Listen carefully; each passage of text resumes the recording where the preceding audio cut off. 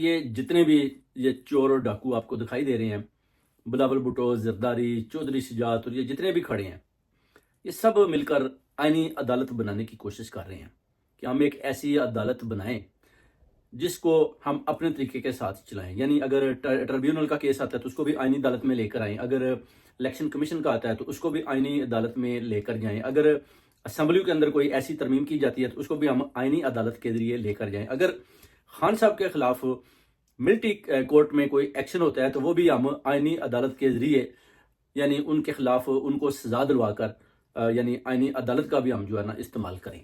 تو یہ ایک آئینی عدالت بنانے جا رہے ہیں. اب دیکھنا یہ کہ یہ آئینی عدالت کو کیسے اور کس طریقے کے ساتھ بناتے ہیں. کیا ان کے پاس وہ نمبرز پورے ہیں جو آئینی عدالت بنا کر یہ فیصلے کرنے چاہتے ہیں؟ کیونکہ یہ چاہتے ہیں کہ اگر آئینی عدالت بن جائے گی تو پھر فارم 47 کی جو حکومت ہے وہ بھی برقرار رہے گی اور ہم اس کو 5 سال تک لے کر جائیں گے. اگر